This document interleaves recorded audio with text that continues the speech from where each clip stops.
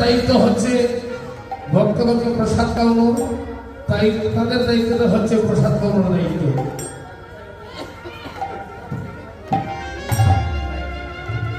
কথা হলো সাউন্ড সঠিক হয় কিনা হয় আমরা বলতে পারবো, আপনারাই বুঝবেন। একটু বাহির গিয়ে শ্রবণ করবেন যে ক্লিয়ার বোঝা যায় কিনা, পরিষ্কার ভাবে কীর্তন বোঝা যায় কিনা। শুধু সর্জন মন্ডলী সবাকার শ্রীবাদে চলে যাচ্ছে কোটি কোটি ভক্তি।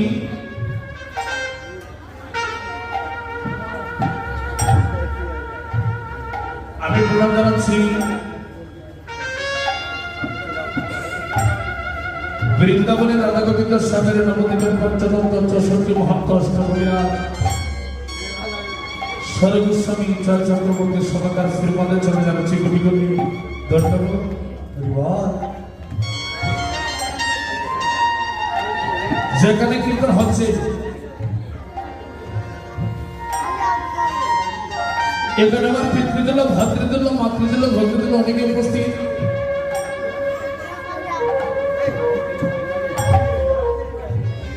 প্রত্যেকেই গুরুর স্থানে এসেছে।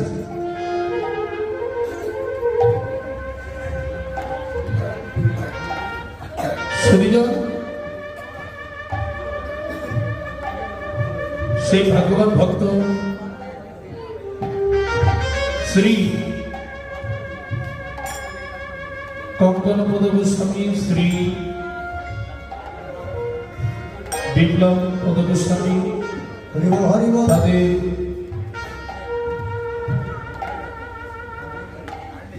জন্মধাত্রী মাতা শ্রীযুক্তা কল্পনা গোস্বামী, এই পরিবারে যারা আছেন প্রত্যেকে শ্রীপাদের চরণে জানাচ্ছে আমি কোটি কোটি প্রণাম।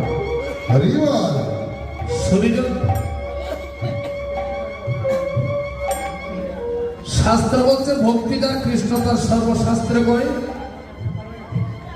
আর ভক্তি যদি না থাকে অন্তরে কৃষ্ণের দেখা পেলেই বা কি হয়। কিছুক্ষণ আগে এখানে মশালদারের বৃষ্টি জমছে, আমি ভেবেছিলাম মনে হয় ভক্তগণ কিন্তু আসতে পারবেন না। সত্যি বিশ্বাস হলো যারা ভগবানকে ভালোবাসেন সেভাবে হোক, যারা ভগবানের প্রিয় ভক্ত, ভক্তের ভক্তি পূর্ণ করার জন্য ভগবান এসেছেন। আর যেহেতু ভগবান এসেছেন এখানে, ভক্ত না সেখানে থাকতে পারবে। মনে হয় আজ এই স্থানে অনেক দূর থেকে ভক্ত করে এসেছেন। আমার চেনা, আমার পরিচিত ভক্ত এখানে যে আমার দাদা, তিনি বলছেন ভাই আমি সুনামগঞ্জ থেকে এসেছি কীর্তন।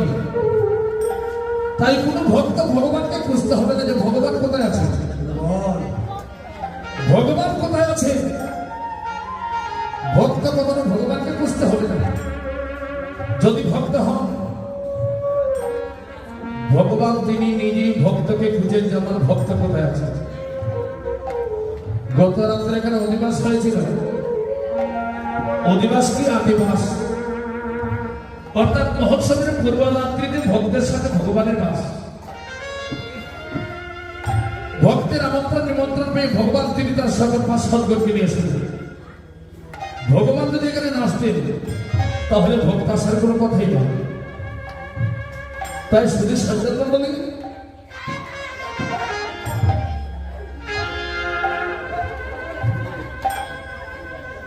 কৃষ্ণ নাম শ্রবণ করলে কি হয়? হরিবল।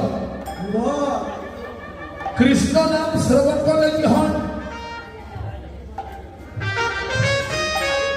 একদিন নারদ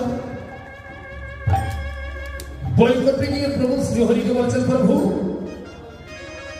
আমি দিবানিশি কৃষ্ণ নাম জপ করি, কিন্তু কৃপা করে বলো প্রভু কৃষ্ণ নাম শ্রবণ করলে কি হয়? ভগবান শ্রীহরি বললেন, নারদ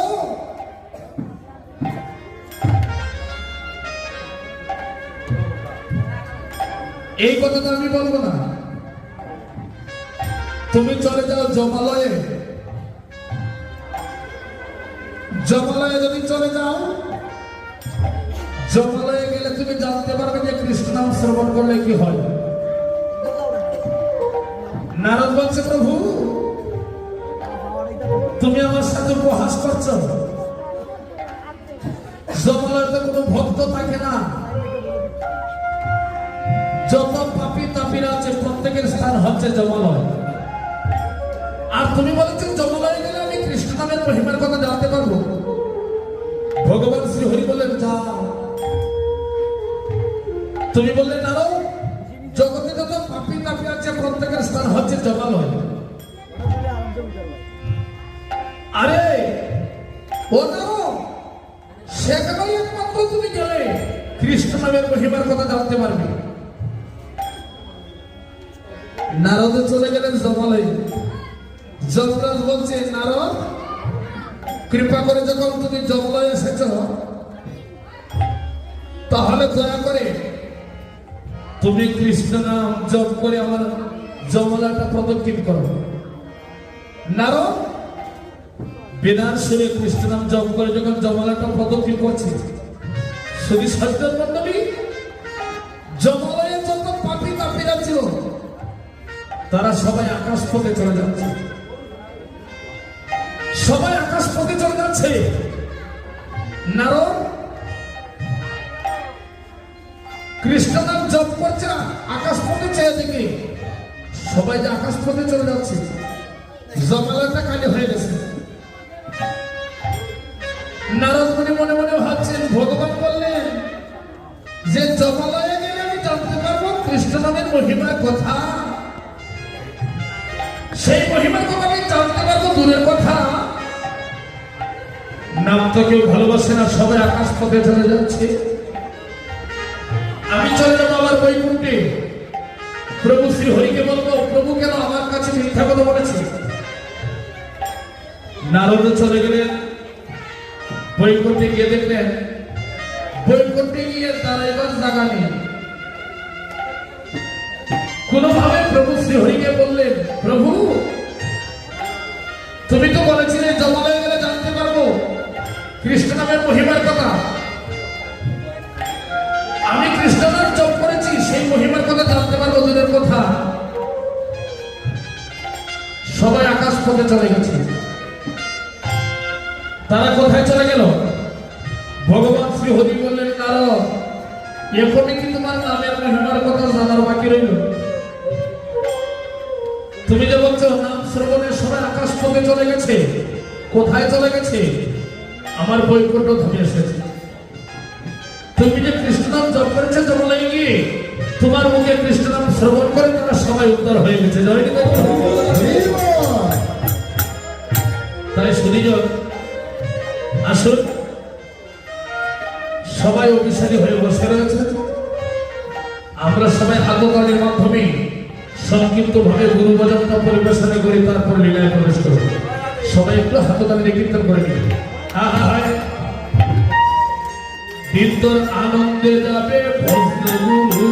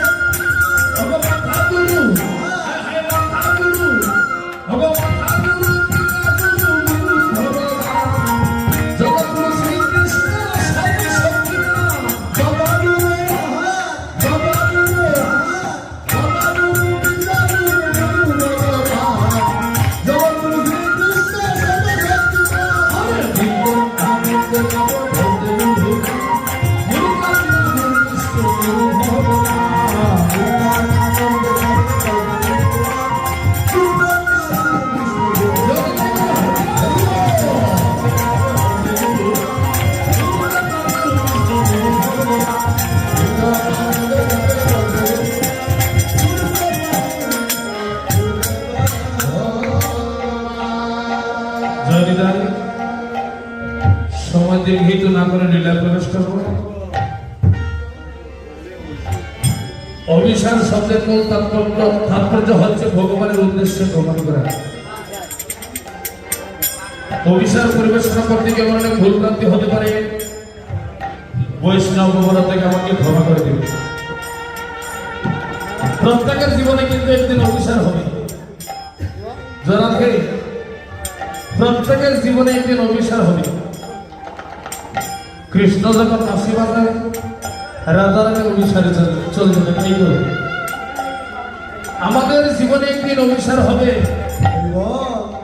যখন ভগবান প্রত্যেকের নাম ধরে বাঁশি বাজাবে,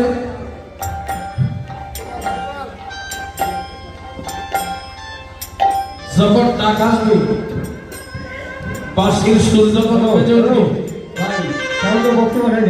সবাই চলে যেতে হবে। অভিসার পরিবেশনা করতে গিয়ে আমার অনেক ভুল করতে হতে পারে, বৈষ্ণব অপরাধ থেকে আমাকে ক্ষমা করে দেবে। আমি সর্বপ্রথম পরিবেশনা করবো নবদ্বীপ লীলা। যারা ভগবানকে ভালোবাসে তাদেরকে অনেক জ্বালা যন্ত্রণা দুঃখ কষ্ট সইতে হয়। ভগবান ভক্তকে দুঃখ কষ্ট দিয়ে জ্বালা যন্ত্রণা দিয়ে পরীক্ষা করে যারা ভক্ত কেমন তার প্রমাণ পাওয়া যাবে প্রত্যেকটা পদের মধ্যে। শ্রীরাম নবদ্বীপে ভক্ত বাচ্চা ভক্তদারি গৌর হরি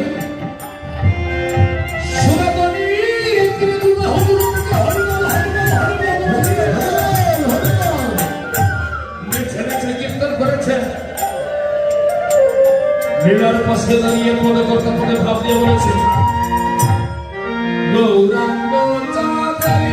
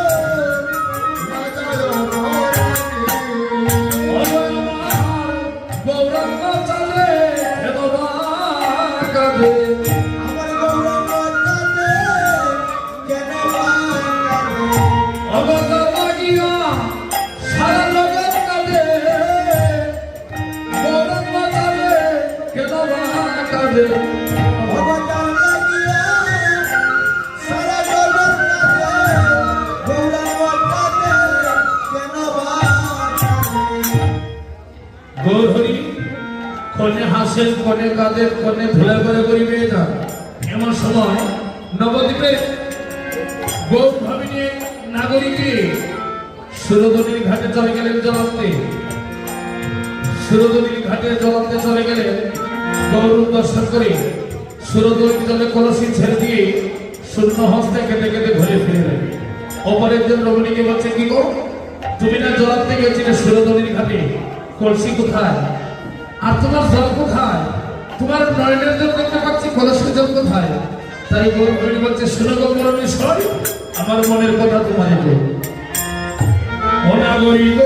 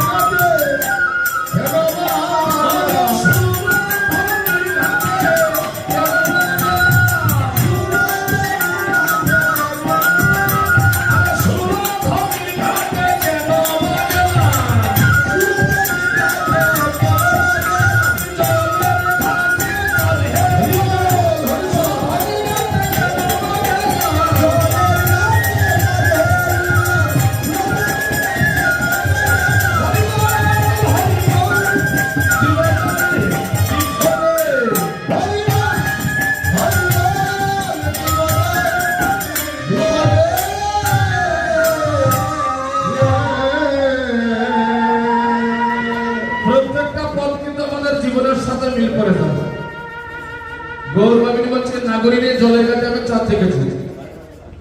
অপরমণি বলছে তুই কি পাগলিনী নাকি? জলের ঘাটে কি কখনো চাঁদ দেখা যায়? আমরা তো জলের ঘাটে যাই, আমরা সবাই জানি পৃথিবীতে একটাই চাঁদ আছে, যে চাঁদ রাত্রিবেলা উদয় হয়। অপরমণি বলছি অগয়ের চাঁদি গগনে উদয়